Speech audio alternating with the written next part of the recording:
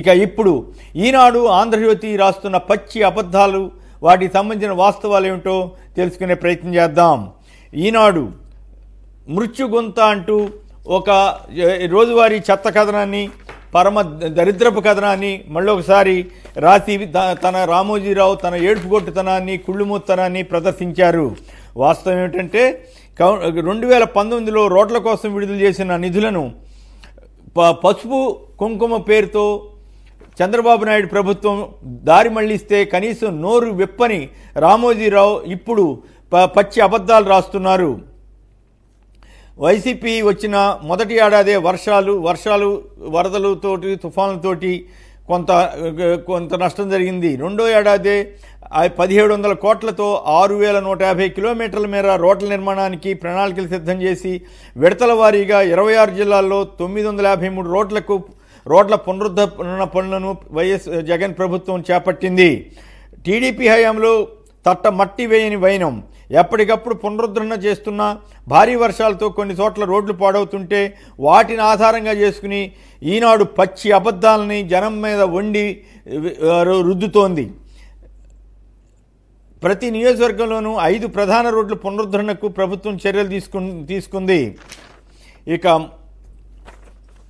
ఆంధ్రజ్యోతి మాటలు చెప్పండి, మాయలు చేయండి, 5 ఏళ్లలో ఏం చేశారో అడగొద్దు అంటూ మరొక చెత్త వార్తను ఈ పత్రిక రాసింది.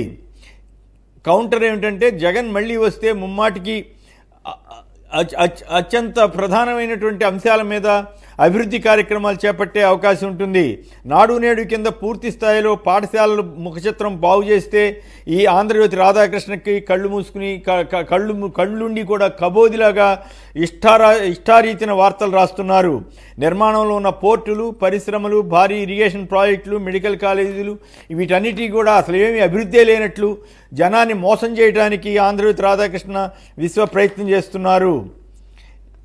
సిపిఎస్ రద్దు పేరిట ఈ 2 పత్రికలు కూడా మరొక సిపిఎస్ రద్దు చేయాలంటూ కొంతమంది ఉద్యోగులు కోరుతున్న డిమాండ్ ఆధారంగా ఈ 2 పత్రికలు ఉద్యోగస్తుల్ని రెచ్చగొట్టే ప్రయత్నం చేస్తున్నాయి ఈ 2 పత్రికలు.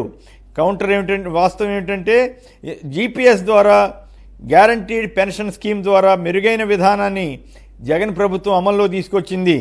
దీన్ని దాదాపు 90% మంది ఉద్యోగులు ఆమోదం తెలిపారు. ఉద్యోగ సంఘాలు సైతం అంగీకరించాయి. అయినప్పటికీ కూడా ఈనాడు ఆంధ్రజ్యోతి ఉద్యోగస్తుల్ని రెచ్చగొట్టే రీతిలో ఈ వార్తలను రాస్తోంది. 4.5 ఏళ్ల కాలంలో 2.13 లక్షల రెగ్యులర్ ఉద్యోగాలు ఇచ్చిన ఘనత జగన్ ప్రభుత్వానిది. గతంలో చంద్రబాబు నాయుడు గారి టైంలో కేవలం 34,000 ఉద్యోగాలు ఇస్తే ఈ జగన్ గారి టైంలో 2,13,000 రెగ్యులర్ ఉద్యోగాలు, ప్రభుత్వ ఉద్యోగాలు ఇచ్చినటువంటి ఘనతని కప్పిపుచ్చడం కోసం ఈ రకంగా రాస్తున్నారు. ఇలా పలు వార్తల ద్వారా ప్రజల్ని మోసం చేయడానికి ఈనాడు ఆంధ్రజ్యోతి ప్రయత్నం చేస్తున్నాయి. దాన్ని ఎప్పటికప్పుడు ప్రజలకు వాస్తవాలు చెప్పడం కోసం ఈ వార్తలని మళ్ళీ తెలియజేయడం జరుగుతోంది. ఇక